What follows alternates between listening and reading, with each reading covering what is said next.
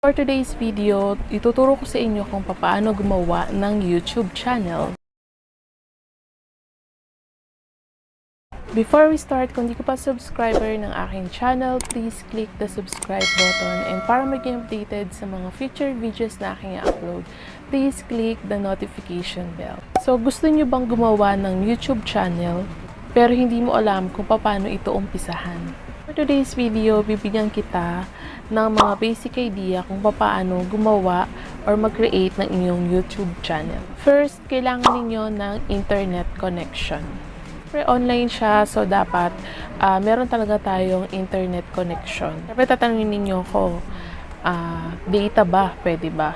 Yes, pwede, as long as swak yung data ninyo sa pag-upload or pag-create ng video sa YouTube. Second, kailangan ninyo ng Gmail account. Kasi yun yung gagamitin natin sa pag-create ng YouTube channel. Sa may internet connection ka na, ang next na gagawin natin is mag-create tayo ng Gmail account. Take note guys, kapag meron na kang existing na Gmail account dito sa cellphone ninyo, I'm not suggesting na gumawa kayo ulit ng email ulit. Ako sa inyo kung bakit. So ayan, click nyo yung Google. So ayan guys, makikita ninyo na meron na akong existing account. Kapag kinlik ninyo to guys, itong mga parang mga box, meron kayong makikita na Gmail. Ayan. Kapag kinlik nyo yan, ganito yung lalabas. So, ganyan yung makikita ninyo guys. Yan. Kasi dito, wala siyang makikitang sign out. Yan. So, kapag ganito guys, so para dun sa mga hindi kabisado o di masyadong techie, medyo malilito kayo guys. Huwag po kayo dito gumawa ng inyong Gmail account.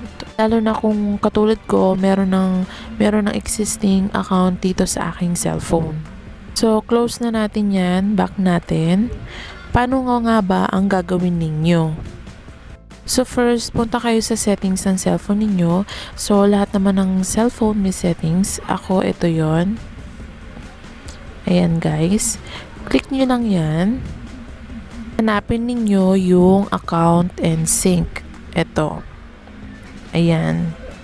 Yan yung account and sync. I-click nyo yan. And then, dyan tayo gagawa ng account.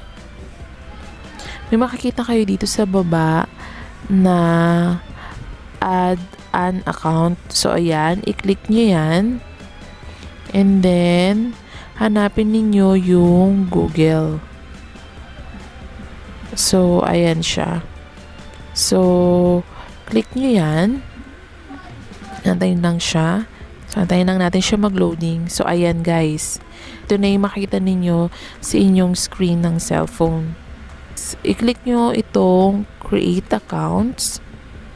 Kasi 'di ba doon sa Google browser wala tayong nakitang ganito. So kailangan ninyong pumunta sa settings at account and sync. Click niyo 'yan. So yon, click niyo lang yung for myself. So makikita niyo na dito yung kailangan ninyong i-fill out na details. So for example, i-assume natin na wala na akong Gmail account. So ilagay natin yung name ko. So yan. Marge, and then yung last name.